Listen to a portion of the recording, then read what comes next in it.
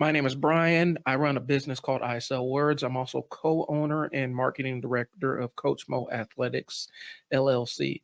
Today, we're going to talk about some updates with I Sell Words. And more importantly, we're going to get into the thing that you must do as a business owner before you launch a new product or service or do anything of the like. And so we're going to discuss it.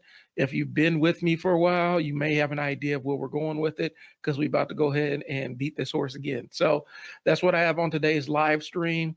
I'll get to you after the intro. Peace.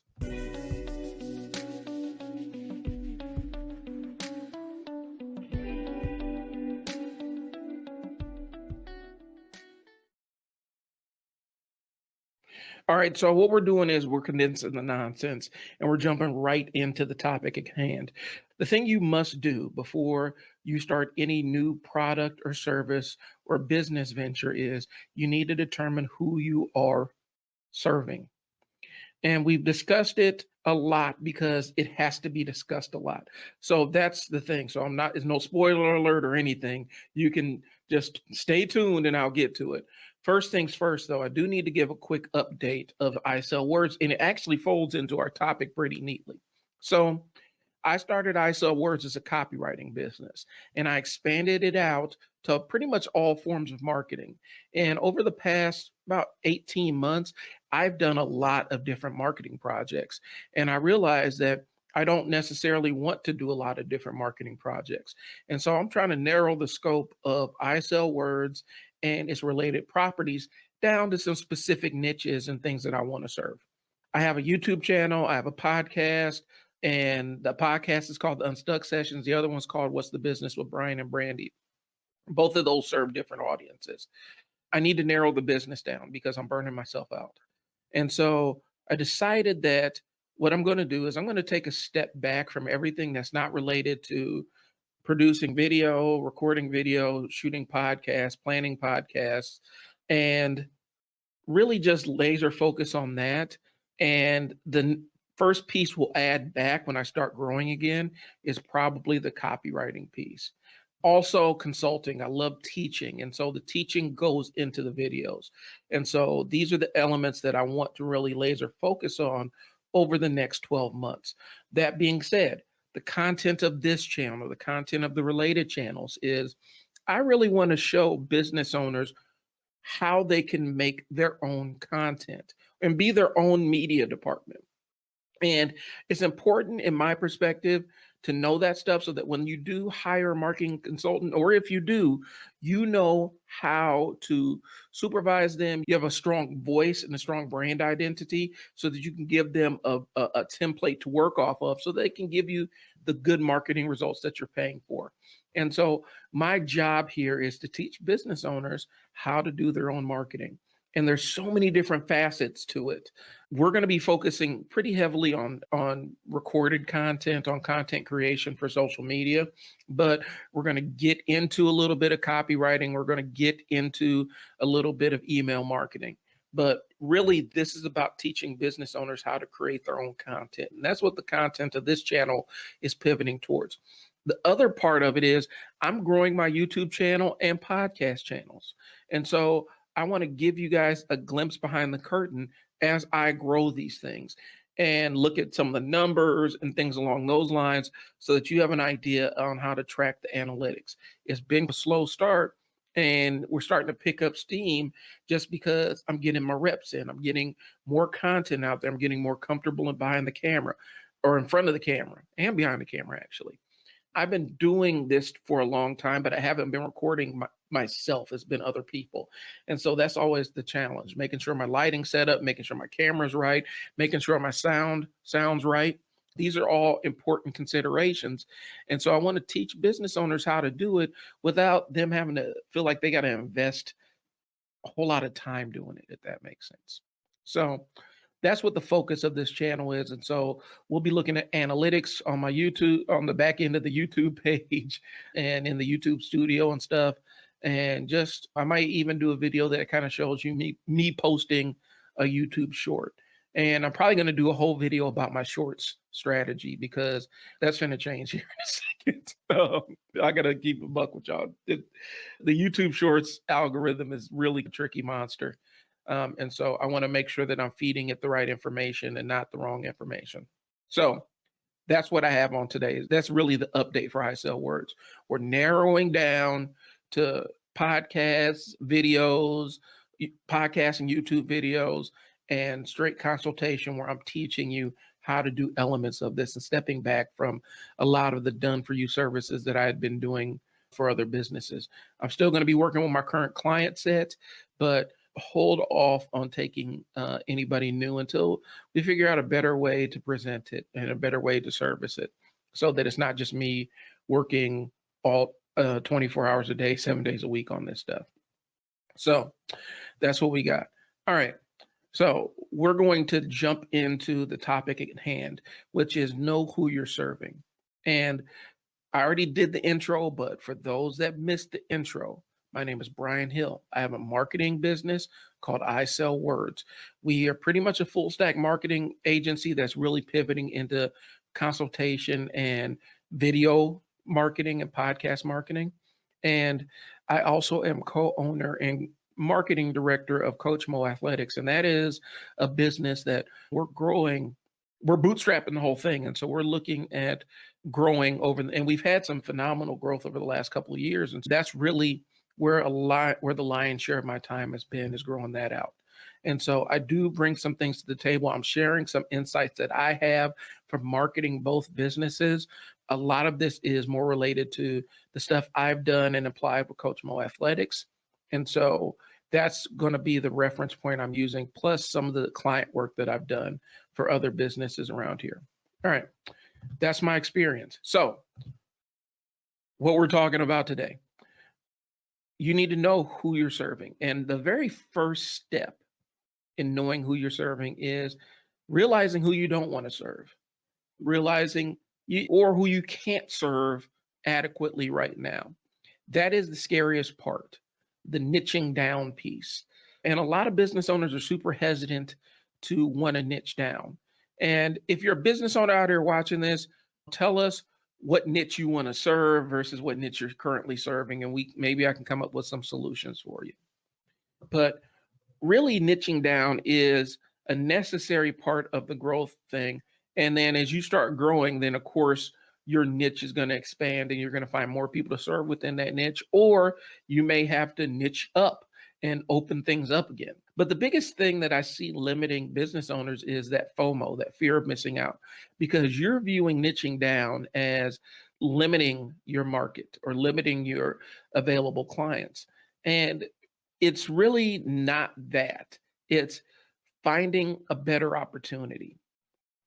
Focusing on a smaller segment of the market actually opens you up to more opportunities, because when you're trying to serve everybody, you have to adjust your product offering to meet everybody's tastes. And that's not a good thing, because those are the kind of products where if it satisfies a bunch of different people's tastes, then that means that you have a product that a lot of people are making. You have a lot of competition. So you want to tailor make your product or service or business to solve a specific problem of a specific subgroup of clients. And it's okay. The example I gave last time was a personal trainer who's looking at niching down. They have a lot of experience, doing personal training with women, and they have a good idea of that market. All right. So why not niche down and look for fitness for pregnant women, where you're focusing on providing personal training for pregnant women, because there are very specific things that you're going to have to do to ensure the safety of mom and baby. And if that skill set, you can absolutely just narrowly target that. And then you can go out to a lot of places where women get prenatal care and hand out your business cards and let them know that you specialize in providing safe exercises and exercise services for pregnant women. Our niche with Coach Mo Athletics are basketball players who want to get better, who want to train. We're not a general, just bring any kid and plop them down and let us babysit them with basketballs. We want to train your kid to get better. So we're looking for a specific subgroup of parents and specific subgroup of kids that actually want to train to get better, to level up. And so that's who we're focusing on, either kids that want to learn the game or kids that want to get better at the game. We're not here competing with just having a bunch of teams and we just slap your kid on a team and no development goes into it. We're not into that. And so that's our niche. And we've had success as we've narrowed down, where we realize, okay, these are the fields a lot of our parents are concentrated in. We need to put some emphasis behind that. We need to tailor some of our language to attract a specific subsect of these parents. And so the niching down showed us more opportunities than anything else. And had we stuck with the fear of missing out, we'd have been having this big, huge, broad offer for everybody that really doesn't attract any individual to us. So I know that there's also the perceived risk, and that's one of the things that's scary because, of course, you think reducing the potential client net is going to limit the clients that come in the door. But as you narrow down, you're going to start finding more people that align with your product or service. And this is just my experience. You're going to find more people that relate to your product or experience who are in a mode where they're ready to do business with you because you're solving a very unique problem for them. And so it feels like you're cutting down on your potential clients, but you're really not. You're actually expanding your potential client pool because you're tailoring your offer to meet a very specific need. And so those people that have that need and need that need to get met are going to see your marketing and they're going to see your product and they're going to come to you. Uncertain ROI, that's part of the business thing. You always got to look at what your return on investment is. And that's the scary part about shrinking down who you're targeting, is the hit to ROI. And so there's no way to counsel you past that aside from you taking a specific offer and laser targeting on a certain group. And then once you see the return on investment from specifying your offer and laser focusing in on a specific segment, you can expand that to the rest of your business. And lack of knowledge. Sometimes you haven't really put thought into who your clients really are.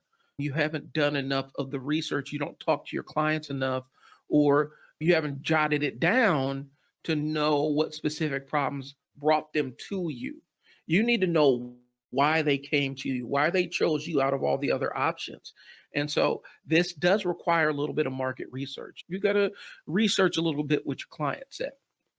So those are the top ones that I see. There's plenty of other ones out there. And I could spend all day talking about the fear piece of it, but I don't want to make this a fear-based live stream. I want to make this opportunity-based. And so I'm not going to spend an inordinate amount of time talking about the fear piece of it. We're going to talk about the how.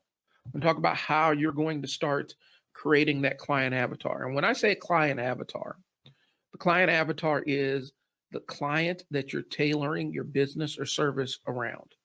You're building everything around that piece. Your services meet their needs. And they are basically your dream clients. You're serving everything that they're asking you to serve. And they won't trade you for love or money. And I know that sounds like a high watermark, but if you are absolutely providing exactly what somebody's looking for from a business standpoint, it takes more energy to go find somebody else than it is to just say, you know what, I'm happy here and they're meeting my needs. I'm not going to switch. It's the same reason why you don't change cable providers every month, because you may hate your cable provider, and most people do, but it's more mental energy to keep switching from a new cable provider to a new cable provider to a new cable provider. It takes more energy. You're just like, okay, they're meeting my internet needs and I'm getting TV or telephone or whatever other services. It ain't worth all this. Now, we're going to put a positive spin on it. If you are providing the exact service that your dream clients are looking for, then your price almost becomes a little bit immaterial. As long as you're not gouging people and it's a fair price, you can adjust your price up and down. Then you can add other layers to your offering to make it even sweeter to justify any price increases coming up. And so you can create other tiers of service that encompass everything that the people are already getting from your product or service, plus add on the extra requests that they've been making of you. And so now you're really getting into the flow of things. That's why a client avatar is really important. And I've talked about it. I think it's Ulta has a very specific client avatar, which they've named. They've named them, and basically they've done all the demographics. They know what kind of job they have, how many kids they have, car they drive, and all these other things. And as a result, that's how they make decisions on what product lines they're going to bring into their store. Will such and such, will our client avatar be a customer for this? And if the answer is yes, then they'll bring in the product line and test it. If the answer is no, sorry, that's just how it goes. It's life in the big city.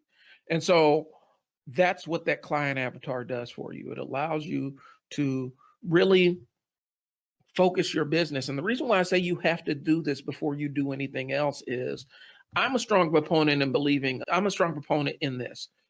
I always think that you have to know exactly who you're serving before you launch a product or service. If you only have a vague idea of the who this product is for, or who this business is for, or who this service is for, you haven't done enough research. And it's really a risky gamble in my mind if you don't have a clear-cut idea of who you're serving. And so that may not work for everybody else, but that's what works for me. And that's what's worked for me in terms of bootstrapping Coach Mo Athletics to where it's at right now. And so that's why this thing is so important to me. And so having that ideal client, it can target your ads a little bit better, so you're spending less on your marketing, but you're also getting a better return on the money that you put in, because you're only bringing in people that are aligned with that product or service or have a specific problem that you're solving. And you get rid of all the people that are the tire kickers or the people that are just perusing out of curiosity and wasting your time. And you're getting people that are specifically aligned with what you're trying to do. All right. And it gives clearer messaging for your marketing, because that's important. Clearer messaging for your marketing is one of the things I struggle with, because anybody who knows me knows that I'm verbose. I love my big words. I don't necessarily try to use them. I don't sit around and think about what $1 million word can I throw out. It just comes out because I have a pretty big vocabulary. And I actually have to dial back my vocabulary a lot of times so that I can clarify my message. If you're creating marketing material, you really should be writing at a 5th grade or 6th grade reading level. That's not an insult to anybody, but that allows for the widest swath of people that are going to comprehend what you're saying. Your marketing message, your marketing materials, your website copy, even the way that you speak needs to be like at a 5th or 6th grade reading level. And you adjust it depending on your audience. But if you want the biggest group of people to understand what you're saying, target that 5th and 6th grade reading level. You need to be rewriting a lot of your ads and social media posts to really hit that. There are plenty of tools online that will do it for you, that will tell you what reading level your written stuff is at. And so you need to really be focusing on communicating. And that's a struggle that I have, because I'm trying to take a lot of those $1 million words out of my vocabulary, because it doesn't always serve me to do that. I can use it in specific context again, or I could use it in certain situations, but it doesn't always help me when I'm trying to get a point across. I almost say convey, you see? It doesn't help me when I'm trying to make a point. All right. The very first step in assembling this client avatar is, if you already have the business and you already are running it and you're looking at a new product line, you need to look at your current information. Whether you have a CRM or you just keep track of it on a spreadsheet, you need to really start figuring out who are your best clients and start figuring out what are the common places, what age group are they in, male or female, where do they normally live? Things along these lines. Is there a specific industry that most of them are coming from? And start putting these pieces together so that you can start crafting your ideal clients. And so the things you're going to want to use, you're going to want to have demographic details, like I just said. Here's $1,000 word. I'm throwing it out there, but I'll explain what it means. Psychographic details. This is interest, habits, values, goals, etc. Motivations, things they're motivated by, basically.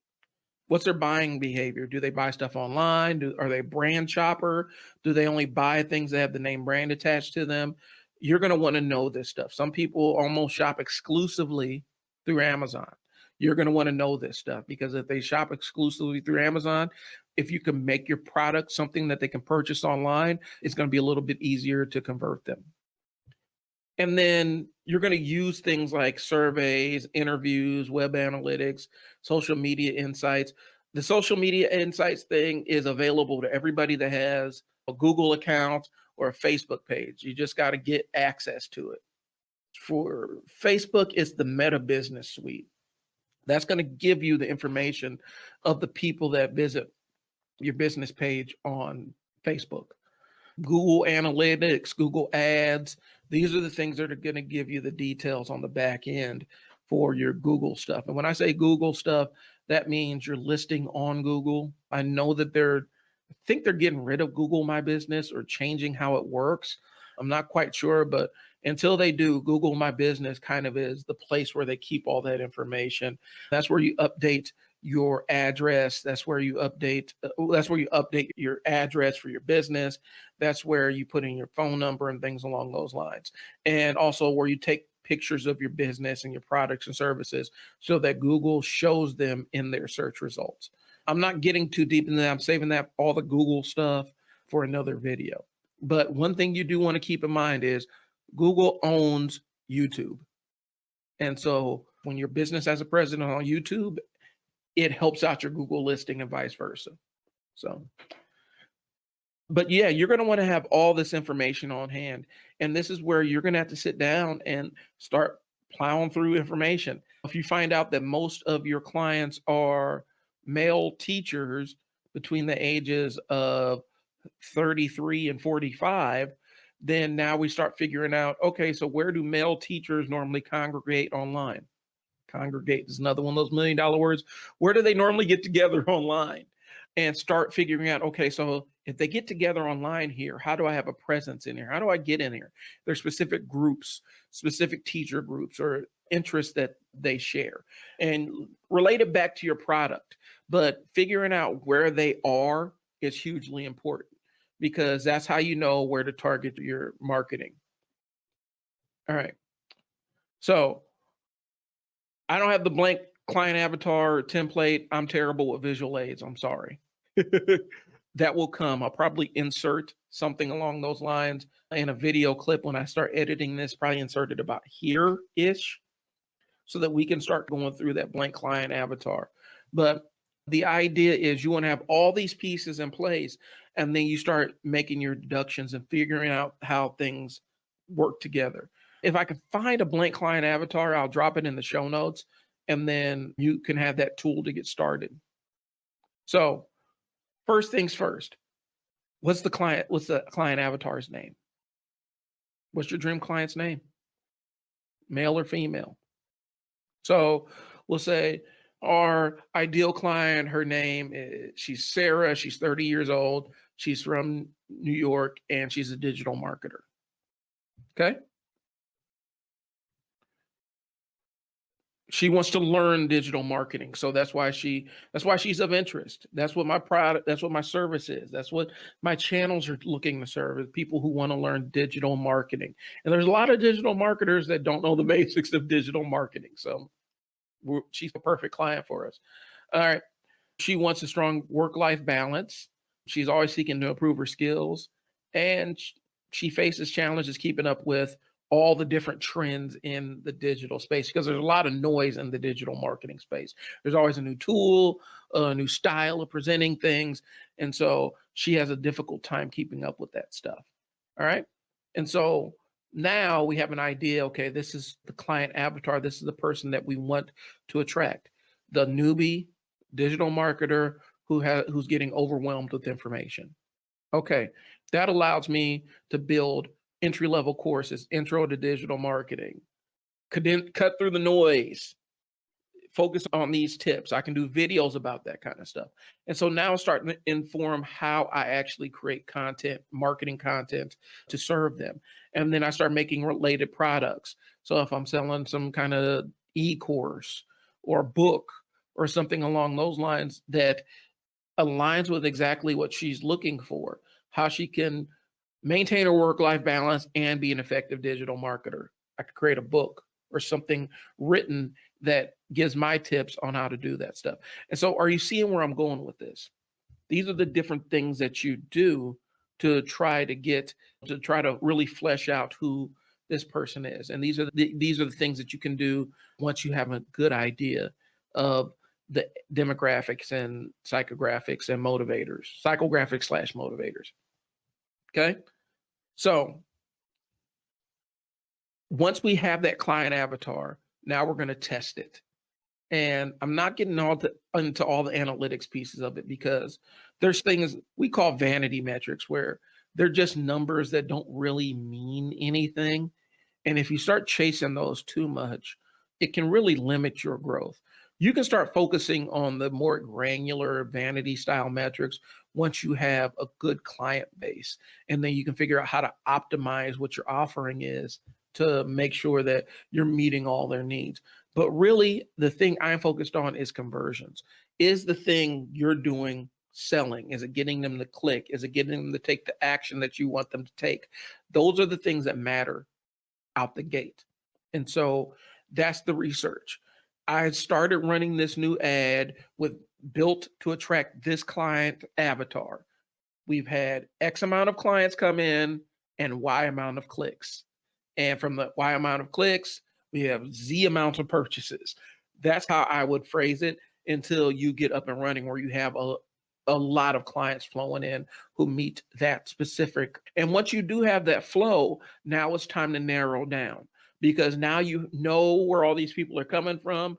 You know that your client avatar attracts them. And so now you need to start finding commonalities so you can shrink down even more and offer more value or offer different tiers or upsells or ongoing services to meet their needs. The idea that you don't just buy the product, but you buy a service that helps that product along. It's the entire car thing. You buy a new car, and when you buy that new car, one of the upsells is, oh, you want oil changes? How about some protection coverage for your paint job, just in case you get hit with the shopping cart? Yeah, I guess so. All right. Those tires probably need some coverage too. And so they upsell you this whole suite and package of services to enhance your purchase of that vehicle. So they're going to offer you other service options on top of the car they just sold you.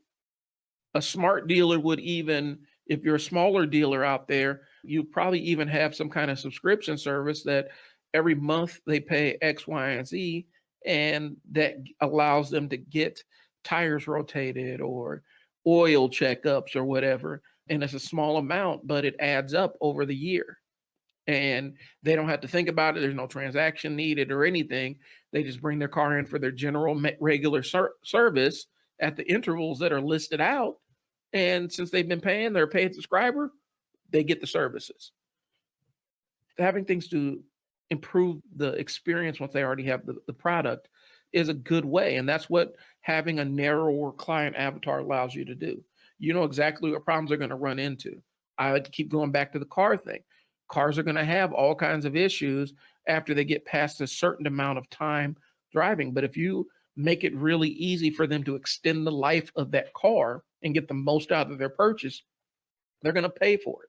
If they feel like they're getting nickel and dimed every single time they come in to the dealership, they're going to stop coming into the dealership and they're going to start finding other places to provide the same level of service, is what it is.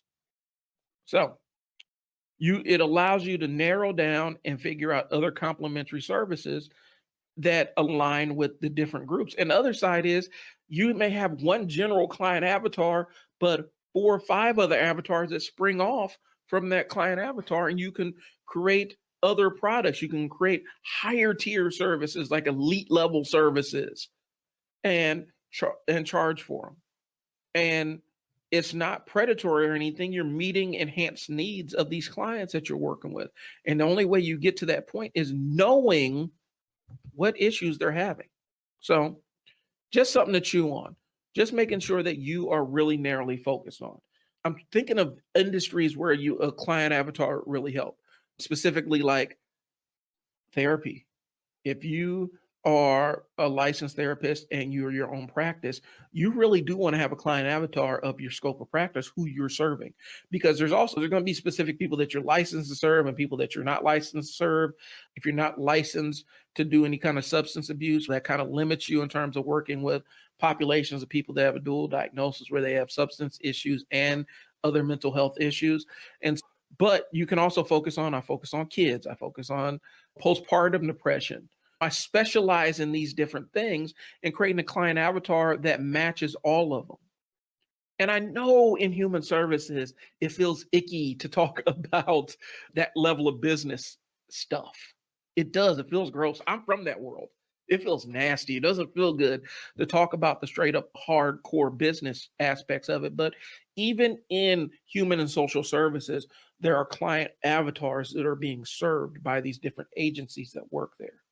Residential facilities, there are specific types of kids that don't do well in specific types of situations in a residential setting.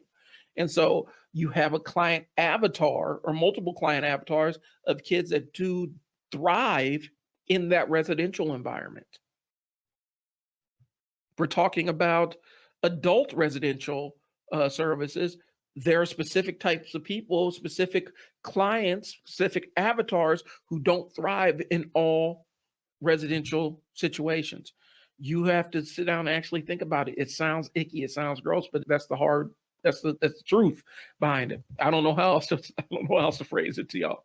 So these different client avatars allow you to really maximize service and deliver the kind of quality that you want to be known for. All right, so now we have the client avatar. What do we do with them?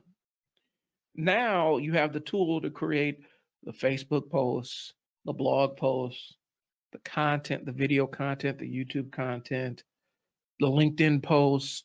You have the tool that will create those different content for those different platforms and attract the people that you want to serve. You can target ads on Facebook and Google. You can develop new products that align. Like I said, you can develop new products that fall into the line of your client avatar. Having that good idea of who you're serving allows you to create products that are optimized to serve the needs of those clients. Sorry, I'm getting a little bit tongue-tied there. But blog posts, video, social media posts, targeted ads, those are the things. Emails, email marketing. People pretend like email marketing and snail mail are going away. They're not. They're still making money. And being able to use your client avatar to create those is something that's going to bring you money. So having that who allows you to write to attract that group of people, that subgroup, that client avatar, those dream clients. If you try doing this stuff where it's just this general broad kind of stuff, what you're left with are these really generic messages. And the generic messages don't really speak to anybody's individual problem that would convince them to come seek out your services to solve their problem. I hope I'm making sense here.